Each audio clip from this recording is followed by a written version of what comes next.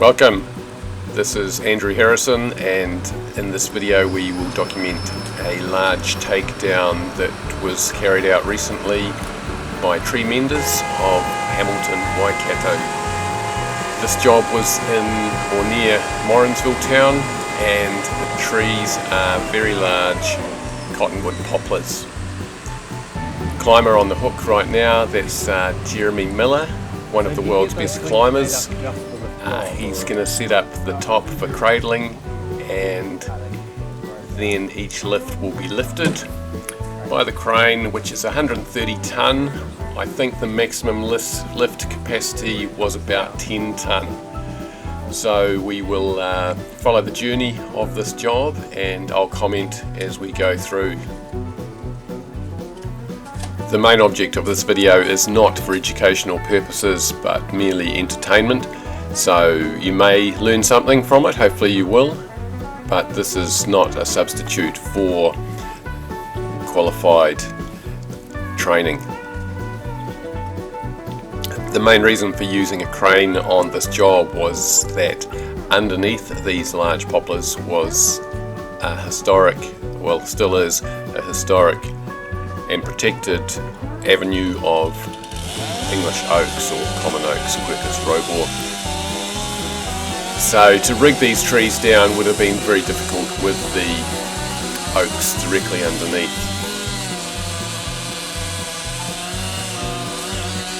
As with all tree work, safety is key, and in tree work that consists of a crane, the risk of something going wrong is not necessarily higher, but if something were to go wrong, the consequences could be far dire.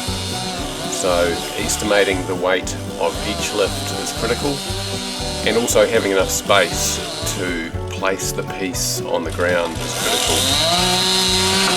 So that, as you can see, that one's nicely balanced and hardly moved when the crane took the full weight. These first lifts are not particularly heavy, they're well under the load capacity that the crane can safely work, but the limiting factor here is really the space to put it down. Although we do have a very large space, the neighbour's place is where the crane is set up, and that's a hard packed and I think even tar sealed area, so great location for the crane to be set up.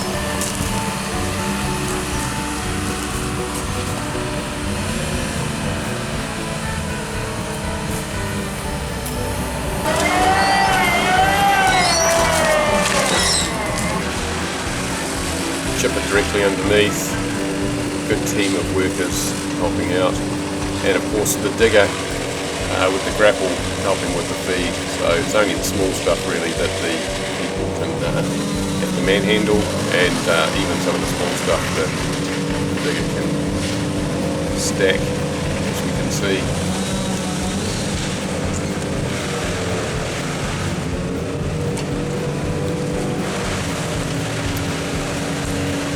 So another important piece to the puzzle of putting together a good crane job is being able to implement the best use of the crane. So in other words, if the crane is sitting idle, then you're paying a lot of money for each hour that it's being used, but it's wasted money if it's just sitting idle. So if the climber's really setting up while everything is happening on the ground team needs to be able to keep up with what's happening in the tree, not the other way around. If the crane is idle while they're waiting for something to happen on the ground, then that's completely inefficient. This is a very small lift, but it's partially dead, so that's the reason why it got carried just on its own, because it wasn't strong enough to be able to support any weight underneath it. Close up the winch there, hydraulically driven. And the rules in New Zealand are that a climber can ride the hook the climber can ride the hook if there's a certain list of protocols that have been followed, not least that the crane operator can see the climber throughout the whole lifting process. Now, where you live, the rules may be different. I know in the USA, different states have different rules, so you need to follow what the protocols are in your area.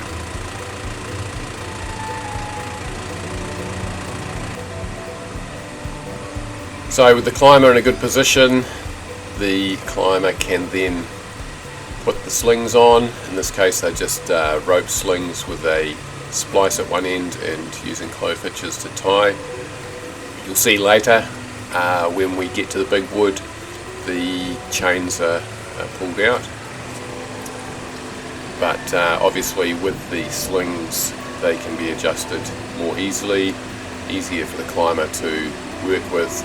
And as you can see here, Jerry is just making that one quite short and double backing it up.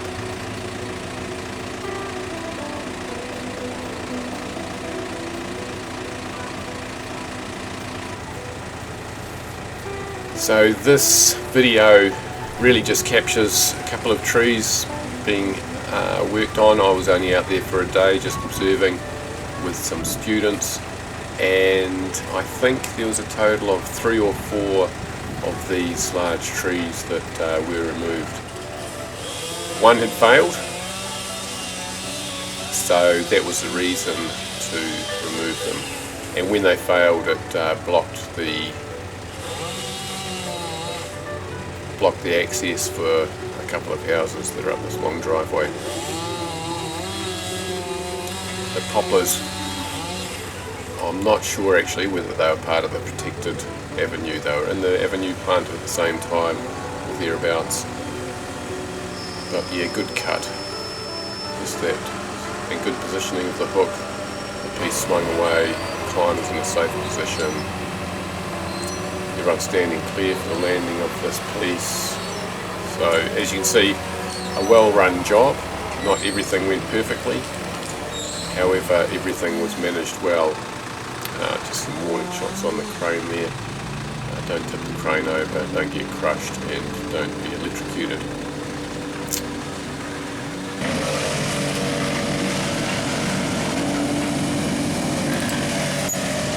So just here, Josh Telsma, he's one of the shareholders of the company actually. He's just getting lifted in position to carry out some more lifts from the top.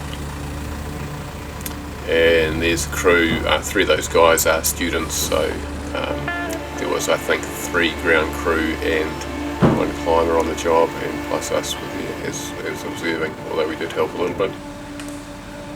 So on to some of the big wood, and in this case we've got 2 climbers up the tree, one to help with the putting the chains on and another for making the cut.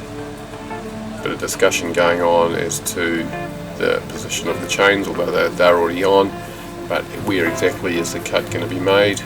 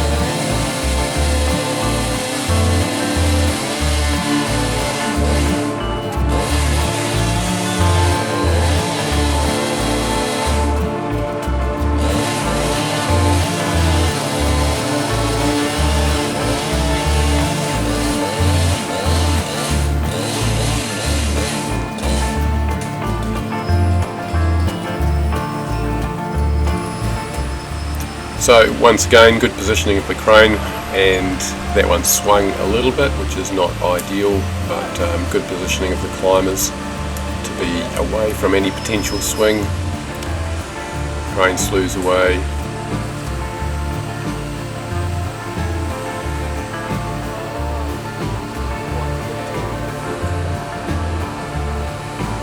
Just a thought too, if you'd like to comment below whether you prefer a narration or whether you just prefer to sit back and watch, then please do so.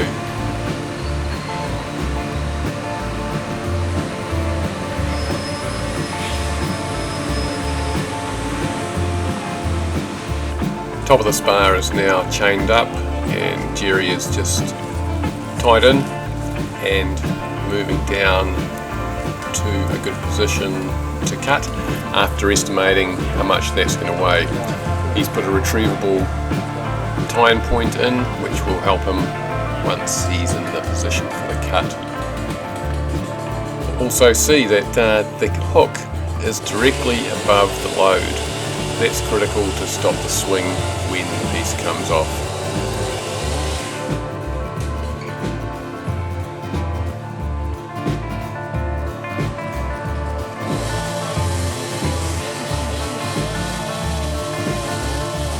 Hope you're finding it entertaining. If you are, please give the video a thumbs up, and if you haven't subscribed already, that would be really appreciated if you do that.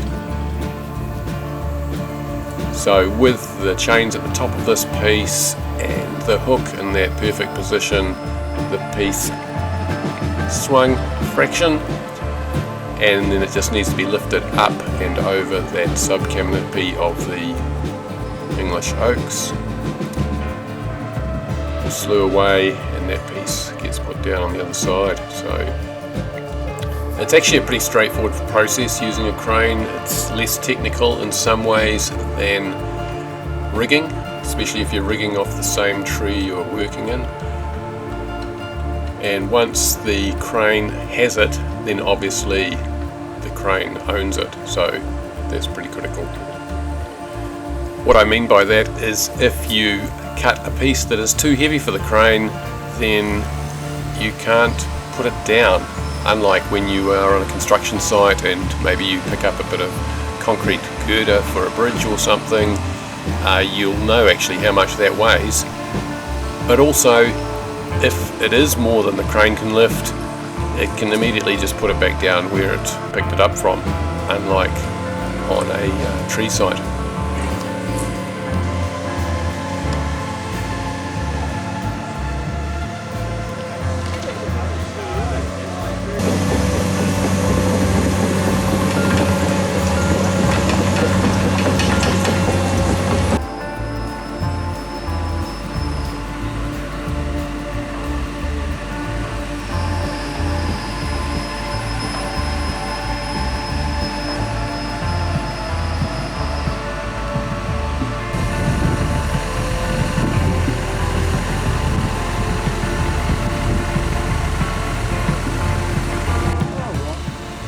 But this is Jerry, and he's one of New Zealand's best climbers. Jeremy Miller. He's got a very good zoom on it, this.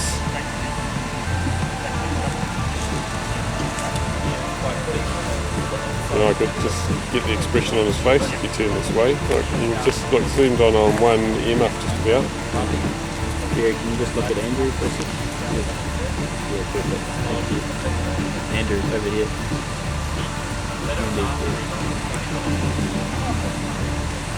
Good stuff.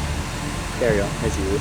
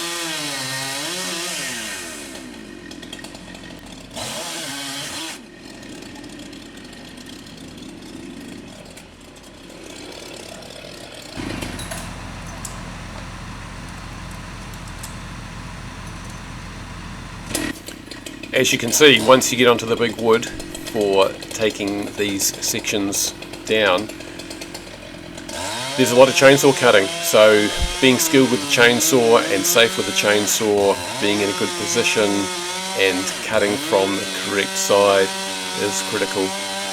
There's no way this is a beginner's job, obviously, and someone who's not skilled with a chainsaw on the ground should never be put in this position. Jerry makes it look pretty easy.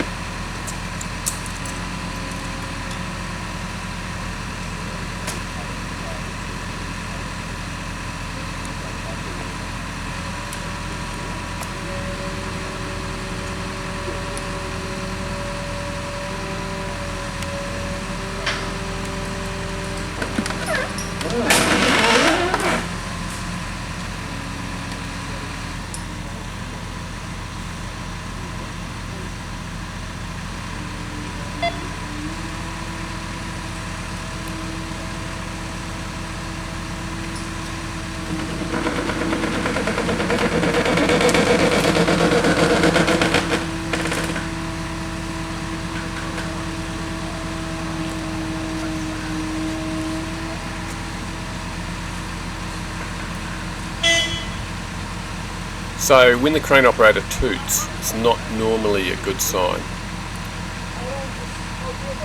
Now, given the amount of experience that was on this site, it is surprising that this piece was underestimated. It was basically right on the maximum, so which you don't want to be at the maximum. However, just watch this unfold and you'll see what happens.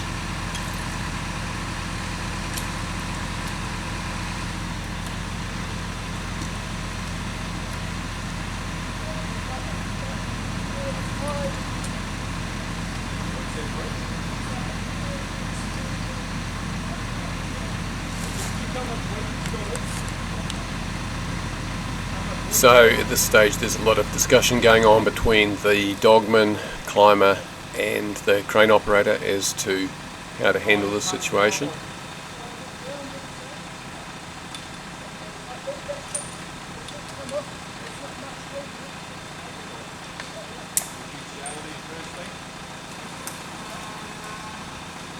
So it's 9 tonne of lift on this, one little slither holding it.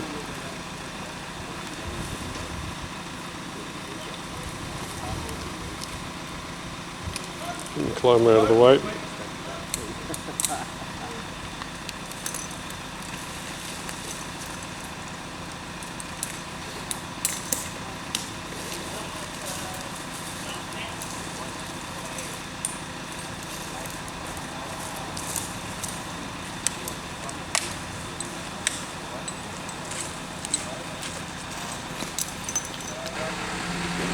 They're checking that the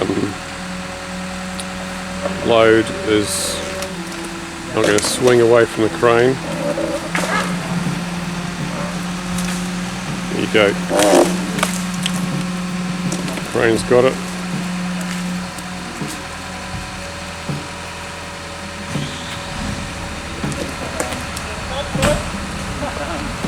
All out. How much? 10 tonne. 10 tonne. Can you lift the arm to the down at the same time, maybe? Just something else.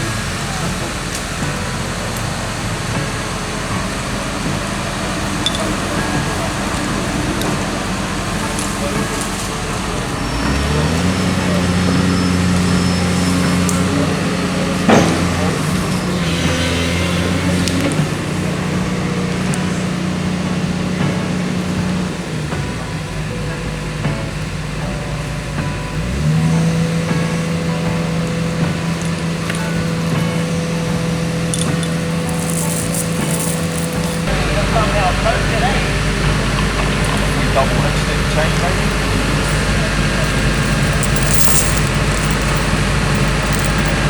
I can't take it out, I could probably go another meter, bro, or even like X out. Pop it down so it's just this control. About a meter off the ground. Yep. Just when you wrap that chain around, like, wrap it so you start from this side, wrap it around so you're doing like a double choke before he hooks it back on. As he pulls it back, it'll want to slide off, so you lose the fight.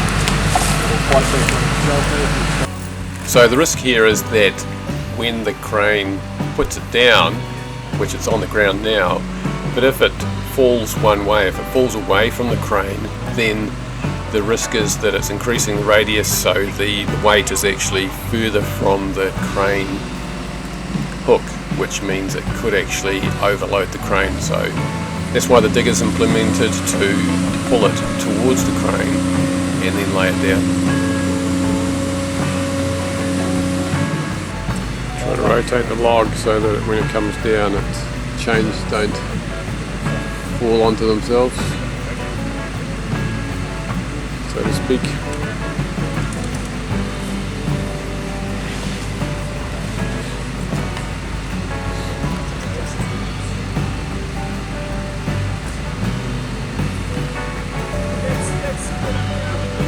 Yeah, change the alignment there.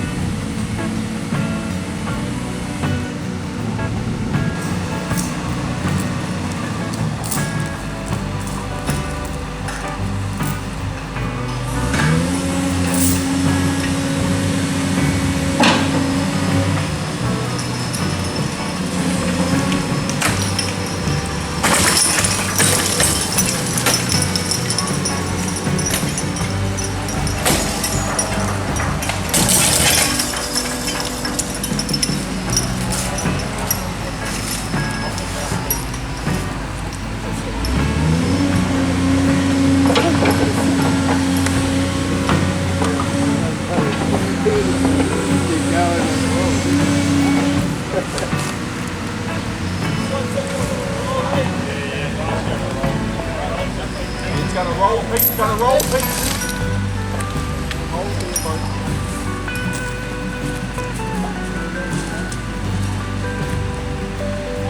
So big relief from everyone on site that was now flat on the ground.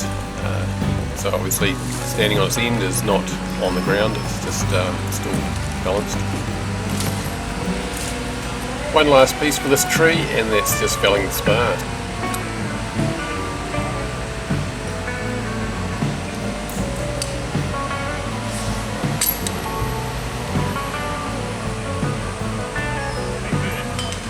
So the crane can also be used to hoist the climber up to attach the cables for pulling the spar over. Yeah, trying to flip it around and grab the load up and Having a skilled crane operator is critical for a safe job, and this guy, sorry I don't know his name, he did an amazing job throughout this process, and credit to him and the company.